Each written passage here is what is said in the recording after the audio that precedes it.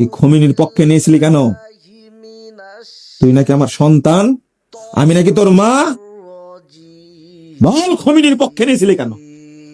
উত্তর দিতে পারবেন? আপনি কি জানেন এই খমিনি, এই খবিস, আল্লাহ তাকে ধ্বংস করেছে। আল্লাহ শুকরিয়া আদায় করি, আলহামদুলিল্লাহ।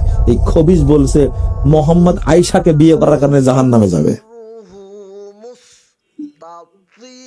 আগে জানুন আপনার দাপটার কয়দিন হয়? 5 বছর ক্ষমতায় আসেন, আগে তো 5 বছর ছিল কেউ, তাই না?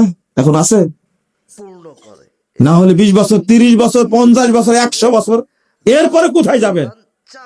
এক জায়গায় যাওয়া লাগবে, মাটির তলে। ওই জায়গাতে আপনাকে যাওয়া লাগবে, আমাকেও যাওয়া লাগবে। বিচার ওখানে আদায় করে নেবো ইনশাআল্লাহ। আপনারা এত বড় সাহস, আমাকে ইহুদির দালাল বলছেন।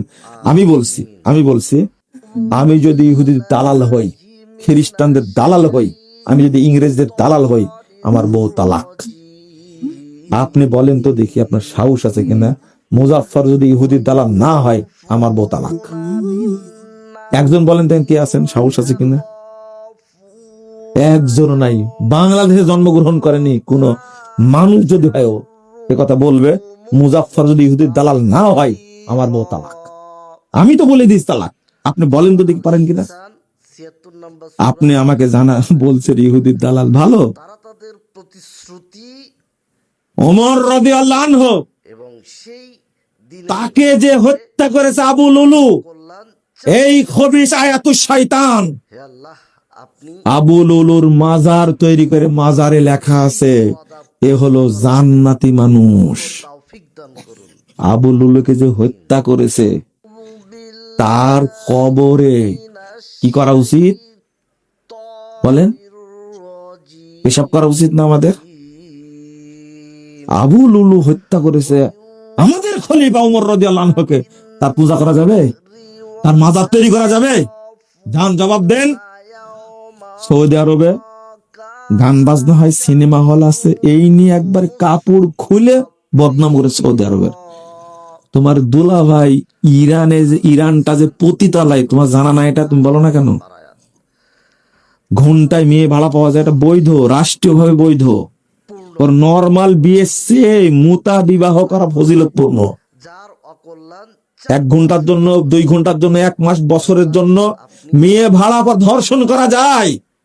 যে দেশে 1 ঘন্টার জন্য, 1 ঘন্টা, আধা ঘন্টার জন্য মেয়ে ভাড়া পাওয়া যায়, এটা বৈধ রাষ্ট্রীয় ভাবে, ওই দেশে বেশ্যালয় দরকার আছে? তুমি জ্ঞান, তুমি চিনো না কেন? তুমি জানো না কেন? ফাইজলামি, তুমি জানো কত নোংরা কথা বলেছে। শুধু তাই না, যদি এই মুতাবিব, কন্টাক্ট, সাময়িক বিবাহ যারা করে তাদের ফজিলত, যারা কন্টাক্ট বিয়ে করবে তাদের জন্য তাদের ইমাম সুপারিশ করে জান্নাতে নিয়ে যাবে। এক, শুধু না, ওইটার বলবো না, এত খারাপ কথা বলা যায় না। লিখেছি, পড়ে নিন, কত খারাপ কথা বলতে পারবে না। এরপরে বলছে এরা সহবাস করতে গেলে যে কথাগুলো হয় দুজনার, প্রত্যেকটা কথায় এক একটা ফেরেশতা জন্ম নেয়, আর এই ফেরেশতারা তার আমুলনামায় কিয়ামত পর্যন্ত কি লিখতে থাকে।